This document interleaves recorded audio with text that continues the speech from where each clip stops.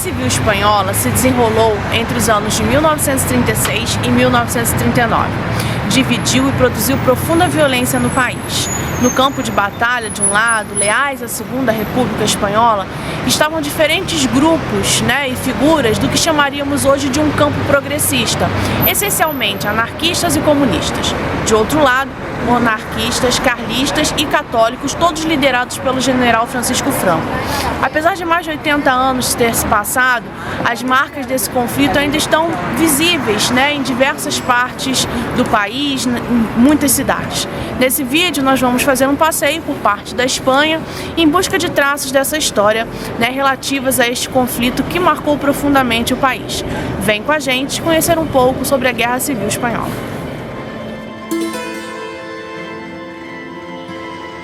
A primeira coisa que devemos lembrar é que naquela época o clima político internacional era dos mais tensos. Daí se costuma dizer que a Guerra Civil teve muitas facetas e um diálogo bastante direto com a cena internacional. A depender da perspectiva, podemos ver no conflito espanhol uma luta de classes, uma guerra religiosa, uma luta entre ditadura e democracia republicana, mas também o conflito entre revolucionários e contra-revolucionários. E, por fim, uma luta entre fascismo e comunismo, que logo ganharia o planeta desde então. Os nacionalistas venceram a guerra no início de 1939 e governaram a Espanha até a morte de Franco em novembro de 1975. Mas vamos por partes. Aqui neste lugar havia um quartel, era o Quartel da Montanha. Foi sede do Regimento de Infantaria, uma fortificação criada no século XIX. E foi aqui, em junho de 1936, que teve início a sublevação militar, que representou um dos primeiros passos da Guerra Civil. De início, essa sublevação, sob a liderança do comandante do quartel, contou com cerca de 1.500 militares e 180 falangistas. Tropas leais ao governo foram logo mobilizadas para enfrentar os rebelados. Nesse confronto, o quartel foi praticamente destruído. Neste mesmo mês de junho, os rebeldes já controlavam o território espanhol no Marrocos, boa parte das Canárias e outras regiões do país. Regiões e cidades importantes como as Astúrias, a Cantábria, o País Basco e a Catalunha, assim como a região de Madrid e Múrcia, continuavam ainda nas mãos dos republicanos.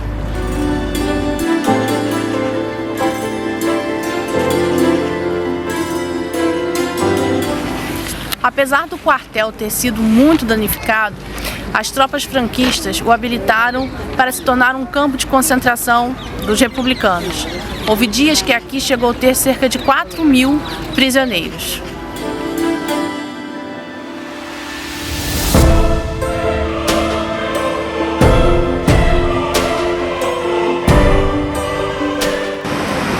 E quanto aos republicanos, aqui na região da Praça Cibeles há uma série de galerias subterrâneas. E aqui atrás de mim tem uma fonte e embaixo dessa fonte foi localizado um bunker, que servia como abrigo antiaéreo. Bom, agora não dá pra gente acessar o bunker, mas ele tá lá. E a população de Madrid? A gente te conta. Grande parte da vida em Madrid acontecia aqui no subsolo. As estações de metrô tornaram-se hospitais de campanha, abrigos antiaéreos ou depósitos de pólvora. Os explosivos não foram apenas distribuídos pelos corredores do metrô, mas também cavados túneis para cruzar as linhas e minar alvos do outro lado da frente.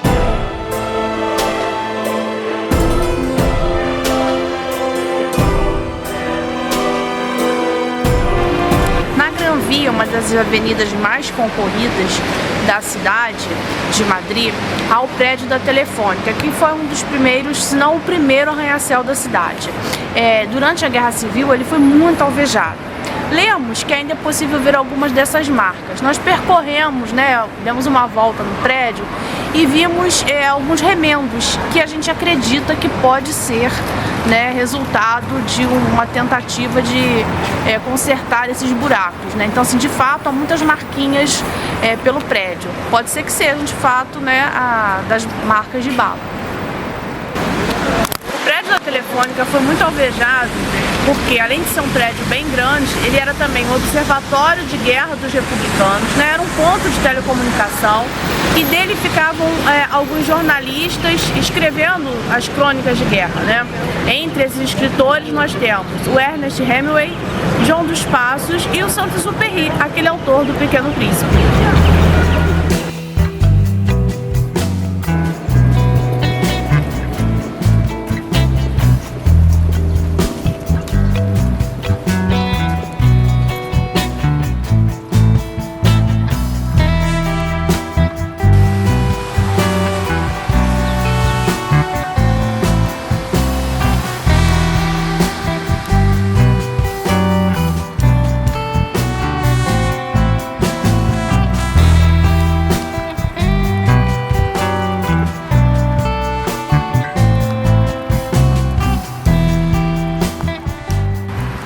O confronto avançava, né? A guerra estava já estabelecida aqui em Madrid de uma forma muito brutal e os franquistas procuravam se defender. Uma das formas, né, que eles fizeram para isso foi a construção de alguns bunkers de artilharia, né? E isso feito ainda sob fogo. Aqui no Parque do Oeste, em Madrid, nós temos 3 bunkers, né, desse período, que eram bunkers para artilharia, ainda frutos, né, desse período tão terrível da história do país.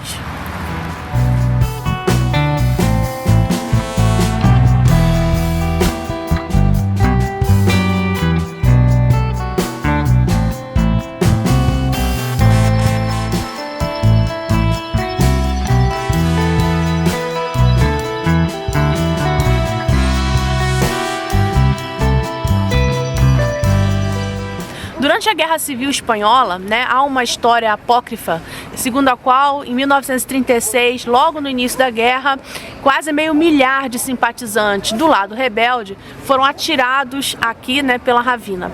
Esse fato teria inspirado Ernest Hemingway na sua obra Por Quem os Sinos Dobram. Após a Guerra Civil, a cidade vive uma profunda crise, o que vai provocar, né, a imigração de muitos habitantes daqui para outros lugares.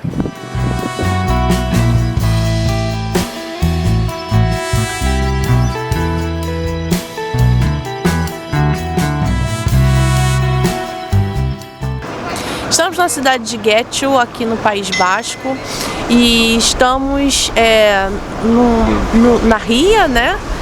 E aqui tem uma ponte que liga essa cidade, Getxo, com a cidade de Porto Galete, aqui atrás de mim. E essa é a ponte de Biscaia, que é uma ponte muito interessante. Ela foi criada no final do século XIX, né? As pessoas passam por um carrinho que é suspenso, né? E já era assim, ela foi feita dessa forma no final do século XIX por uma elite, né, da burguesia que vinha aqui. Era um local de veraneio, então a galera com grana resolveu fazer essa ponte para juntar os balneários de ambos os lados do rio. Bom, no contexto da Guerra Civil, o seu uso foi interrompido, né, pelos republicanos para que as tropas franquistas tivessem alguma dificuldade de passar.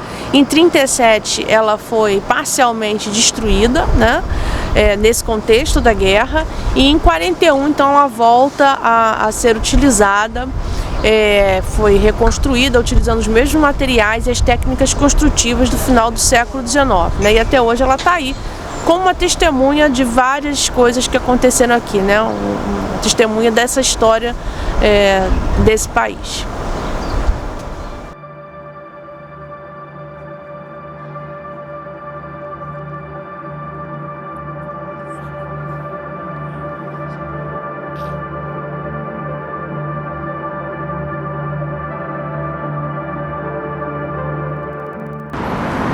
A dura vida em Madrid nos mostrou que durante a guerra novos armamentos foram colocados em teste pelos aliados de Franco. E essa realidade também se fez muito viva aqui no País Basco.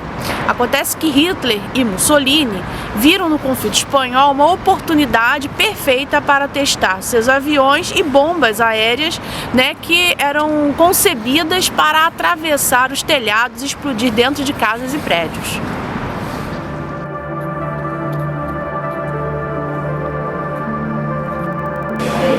É aqui que tem a obra que melhor retrata esse drama humano. Vamos conhecer?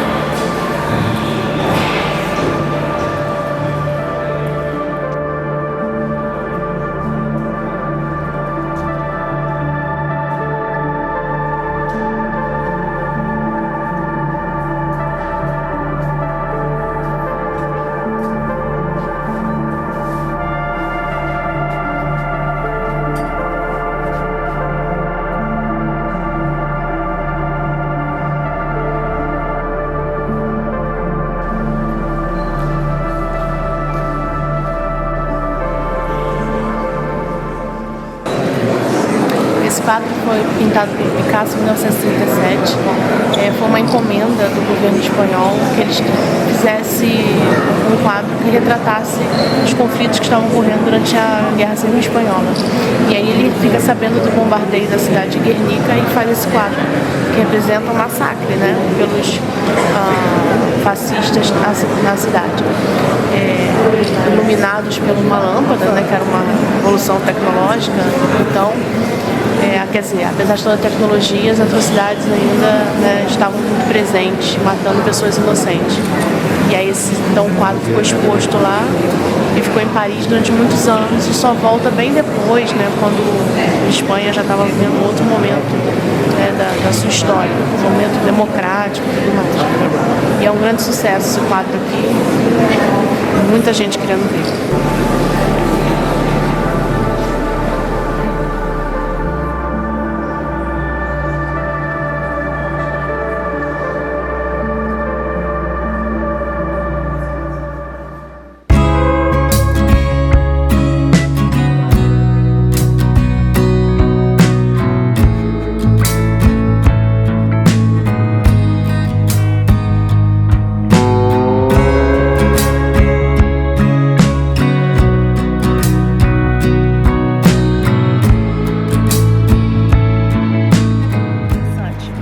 Além da vista interessante da cidade, é também um local de memória, né? Há aqui um memorial, né, para as pessoas que morreram durante a Guerra Civil Espanhola, né? Aqueles que estavam do lado da República, né? Então tem essa que é uma impressão digital, né, grande em homenagem a estas pessoas.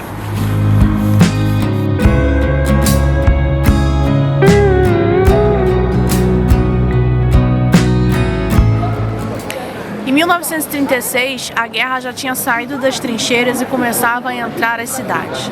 Algumas cidades como Barcelona e aqui Valência não tinham uma artilharia antiaérea que pudesse dar conta de proteger a cidade, né? Nem tampouco conseguiam identificar a chegada, né, com bastante antecedência dos aviões.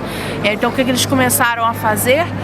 Cavar, né, locais para poder se esconder. Então os homens cavavam, né, enquanto as mulheres e crianças iam retirando a areia e deixavam já esses lugares prontos, e quando tocava a sirene as pessoas tinham até 2 minutos para se esconder nesses bunkers improvisados, né? Então foi assim um momento realmente muito terrível e tenso, né, na vida destas cidades. Era proibido levar para o refúgio comida, bebidas ou bagagens volumosas. Lá dentro havia enfermaria, uma reserva com água e também alimentação. Quem se abrigava nesses locais eram pessoas idosas, mulheres e crianças, porque os homens mais jovens estavam na guerra. Bom, essa torre atrás de mim é o campanário da catedral, né? Muito conhecido como Micalete, ou Miguelito, ou Miguelzinho para os íntimos, né? Mas o que isso tem a ver? É porque o campanário, né, que é o sino principal, ele foi batizado no dia de São Miguel, né, com este nome. Então ele carinhosamente é chamado de Micalete e acaba que a torre recebe esse nome, né? Durante a Guerra Civil Espanhola ele foi muito importante, porque era ali, né, o sino tocava, ficava ali as pessoas vigiando, né, o sino tocava quando vinha ataque aéreo e as pessoas podiam se refugiar, né, nos abrigos subterrâneos que foram feitos durante esse período. Durante a Guerra Civil Espanhola, embaixo dessa praça, havia um abrigo, não um refúgio antiaéreo. Tocava o sino na torre aqui da igreja, né, o Micalete, e as pessoas então se refugiavam. Ali era o principal centro, né, de observação da resistência, né, contra os ataques aéreos. Então imagina a agonia que era ouvir esse sino tocar, né? E as pessoas corriam para um dos refúgios, que era aqui. Se construiu mais de 1.300 refúgios oficiais em cidades como Barcelona, fora os que foram construídos por conta própria. Os refúgios estavam construídos com um teto em arco e com corredores em zigue-zague para proteger os refugiados da onda expansiva das bombas. Em dezembro de 1938, iniciou-se a Batalha por Barcelona, que logo caiu nas mãos dos franquistas no mês seguinte. As tropas nacionalistas passaram então a ocupar a fronteira com a França e impediram uma retirada por ali dos republicanos.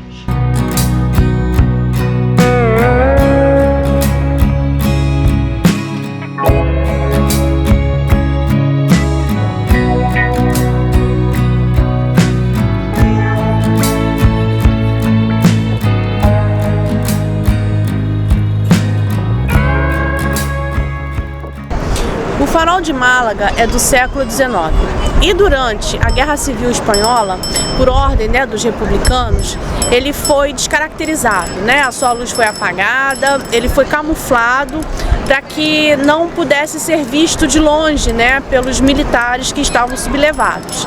E assim ele acabou ficando destruído e só mais tarde então é que ele foi recuperado e hoje está como podemos ver agora.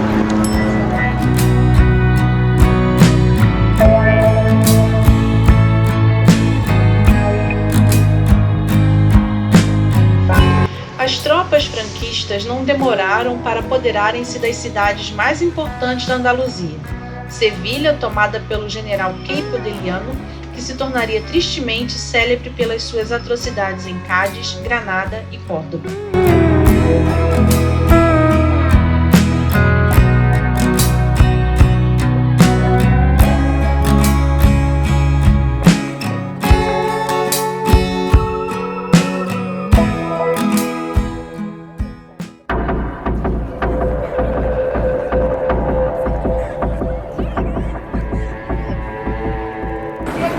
Durante a Guerra Civil, cidades como Madrid e outras foram bombardeadas.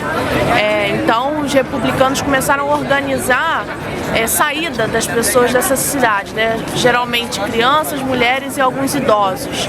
E muitos vieram para cá, para Valência, por essa estação, chegavam de trem por aqui. E aqui foi um primeiro ponto de acolhida desses refugiados, para cuidar da saúde, alimentação e organizar então a estadia deles aqui ou ida para outros locais. Perto das Torres Quart, na Praça Santa Úrsula, nós temos a igreja de Santa Úrsula, minha xará. E a história aqui dessa igreja é interessante, uma das histórias dela, e aqui a gente vai contar para vocês, é que ocorreu durante a Guerra Civil Espanhola. Essa igreja, ela ficou como um centro chamado de Checa, que eram centros de interrogatório, tortura, julgamento, investigação, justiça, dos republicanos.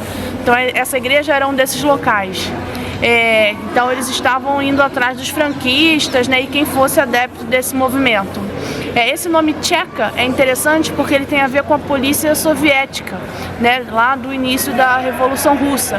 E hoje se questiona o uso desse nome, porque ele poderia ter sido um nome muito utilizado pelos franquistas, para associar cada vez mais o movimento republicano ao movimento comunista da União Soviética.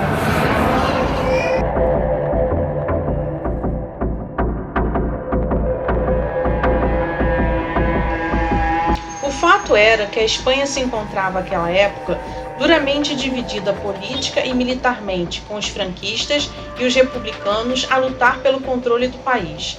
As forças franquistas receberam munições, soldados e apoio aéreo da Alemanha nazista e da Itália fascista, enquanto as forças republicanas leais ao governo receberam apoio da União Soviética e do governo populista do México.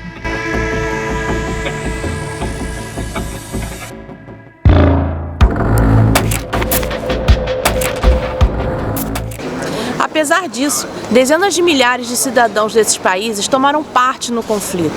Eles lutaram, em sua maioria, nas brigadas internacionais pró-republicanas, que também incluíam exilados de regimes nacionalistas. Algumas dessas pessoas são notáveis, como os escritores norte-americanos John dos Passos e Ernest Hemingway.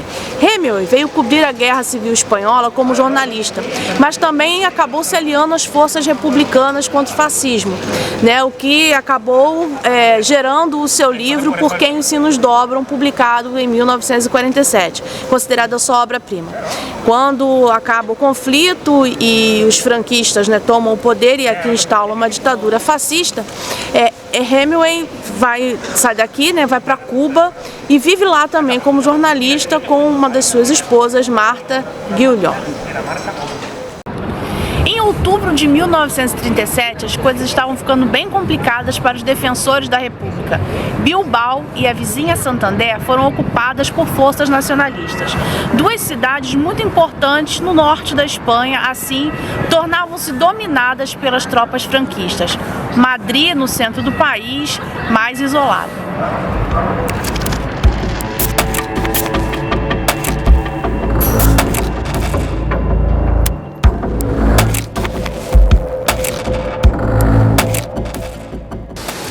A Guerra Civil impactou de fato muitas instâncias da vida da comunidade, né? Para um exemplo, essa igreja aqui, a igreja de Saint-Genis, foi fechada durante o período da Guerra Civil, mas algumas de suas dependências foram usadas pelos republicanos como um quartel-general.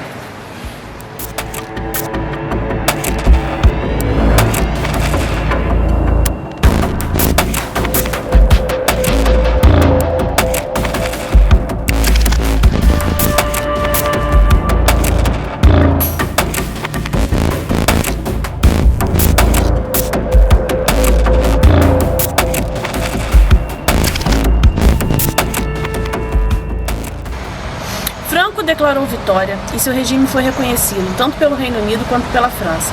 Milhares de espanhóis de esquerda fugiram para campos de refugiados no sul da França.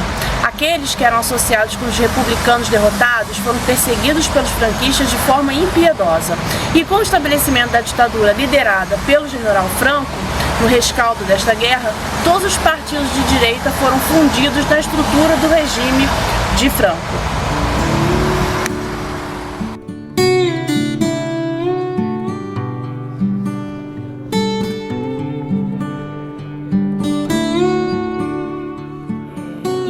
Nesse centro de memória, a gente tem muitos documentos desses grupos, né? Dos republicanos, né? Chamados de comunistas, socialistas, né? E também dos maçons, que também foram perseguidos por esses grupos sublevados, né? Esse arquivo ele se organiza a partir justamente dessa documentação de perseguição, né, dessas pessoas, identificando cada uma delas, os elementos de propaganda, né? Tanto a favor dos grupos sublevados e contra, né, os republicanos e suas ideias. E também temos aqui propagandas dos republicanos contra, né, os grupos sublevados, né? Então é um arquivo muito interessante que ele começa, né, como um local de informação, né, e agora ele é um local de informação para o exército sublevado. E agora informação e repressão, né, que esse era o objetivo de reprimir os outros, e agora é para todo mundo, né, para aqueles que pesquisam, né, para difundir essa história. E muitas famílias que foram prejudicadas durante a Guerra Civil Espanhola recorreram ao arquivo, né, e encontraram documentos de seus familiares que foram perseguidos, né, e acabaram tendo algum tipo de compensação, né, financeira. Por conta do todo o prejuízo que tiveram. A mistura do fascismo, né, e de governos autoritários com a religião não é de hoje. Aqui a gente tem um centro de documentação de história de Salamanca, né, falando uma vitrine que dá conta de objetos dos grupos fascistas. E entre esses objetos, né, tem uma imagem que era usada nas casas de Jesus, dizendo, né, que ele reina nesse mundo e bendiz este lar. Até então, poxa, qual o problema, né? Se todo mundo é cristão, é Jesus, falando, vai abençoando o lar das pessoas, problema algum. Olhando estritamente isso, né? A questão é que ele era usado como uma propaganda dos fascistas. Ou seja, se você vai criticar isso, né? Essa imagem, você está criticando Jesus, você está criticando Deus. Então essa mistura é muito perversa e ela não é à toa, né? Você não vai falar mal de Jesus, né? Você está falando mal do fascismo, Ou seja, faz uma mistureba na cabeça das pessoas e acaba capturando, né, quem não está ainda refletindo muito sobre a questão. É como se os fascistas, nesse caso aqui, fossem o lado do bem, o lado de Deus. Horrível, né? 80 anos depois do fim da guerra, ainda há mais de 100 mil desaparecidos, mortos, enterrados em valas comuns por todo o país, cujas famílias há anos lutam pelo direito a uma sepultura digna. As leis de memória histórica, implementadas em 2007, que condenava pela primeira vez o franquismo de maneira explícita, foi um passo considerado importante pelos espanhóis, mas aparentemente ficou aquém daquilo que as vítimas precisavam.